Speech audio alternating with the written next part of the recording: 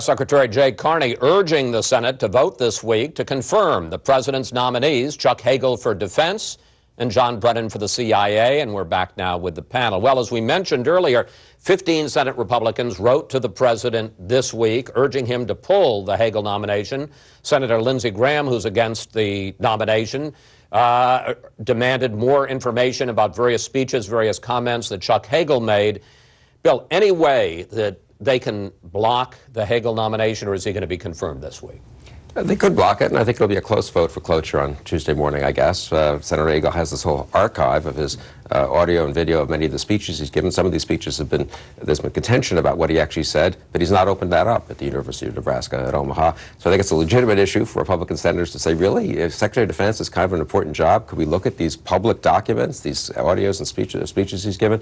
Having said that, President Obama has done a good job of holding every Democratic senator to vote for a defense secretary whom they know is not the best choice for the job, but party loyalty sometimes trumps everything else in Washington.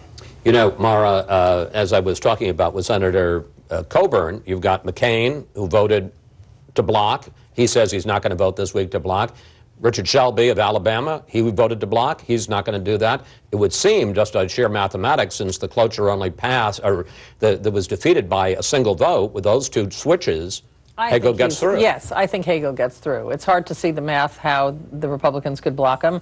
And then the question is, how damaged has he been by this whole process? I seem to think if he is damaged, he was damaged more by his own performance than by the votes against him. And he'll have to, make up for that. But, as he said, he doesn't make policy, and it's all coming from the White House anyway. So I think it's just all around an inauspicious beginning for a new defense secretary. Nick, as you like to say, you live in the real world outside the Beltway. Is any of this about Hagel's comments, about Benghazi and the emails, we'll get to that in a second, about the policy on drone attacks, is any of that penetrating in the real world? I think it is. I think that his hearings were so bad that sort of cut through out of this town and into where average folks are asking questions. Look, it's an impossibility for the White House to say with a straight face that this is the best choice at a critical time in what our country is facing for Chuck Hagel to run the Defense Department. It's an impossibility. Now, is it the president's prerogative? Absolutely. I think he'll be confirmed. But, this is like Andy Griffith actually turning Mayberry over to Barney. Like, it's okay to act like they're in charge. And I don't want to be rude, but Haley Barbour made a comment this week that I think's right. He said what's sad is in this second term, Obama's cabinet is starting to look more like a staff. It's people who are just going to do what he tells them to do. So I think what this pick is it's really the president making himself defense secretary at a time when we need a serious person over there like a Bob Gates or a Leon Panetta. Senator Bai, I want to pick up on something that Tom Coburn said. Assume that Hagel gets in. Has he been damaged by this process? Does it weaken his credibility and his clout on Capitol Hill? Does it weaken his ability to deal with all the competing power structures inside the Pentagon?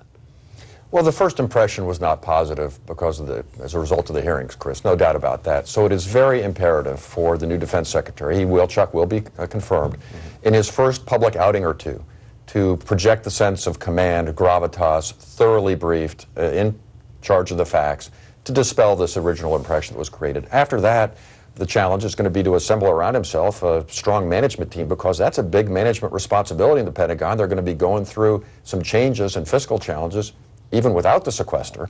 And so ultimately the proof of the pudding is going to be in the eating. How does he perform as defense secretary? If he can come out of the blocks with a better impression, then not such a big deal. He can put this behind him. Bill, one of the ways that the White House is trying to clear the path for two nominees, both Hagel at Defense and Brennan at CIA, is that they have kind of grudgingly being dragged out, have agreed to release some of the emails that chart how the talking points were developed after the Benghazi terror attack, from the time of the attack until Susan Rice went on the 5 Sunday shows 5 days later and said that it was all a spontaneous demonstration in reaction to the anti-Islamic video. What do you expect the senators to find? I don't know, but I'd like to see them. They're not classified emails. These are emails about the PR performance after the attack, and I don't see any reason why they shouldn't be made public. And let us judge whether Mr. Brennan was honest or whether he used his position in the White House to politicize the talking points that we used to explain this this tragedy. Do you think that there's, I mean, the fact that they're releasing them would seem to indicate But they're only giving to the Senate Intelligence Committee, I think, and to various... Well, I understand, but that's giving it to everybody in a sense. I would think that there are no smoking guns there or they wouldn't release them.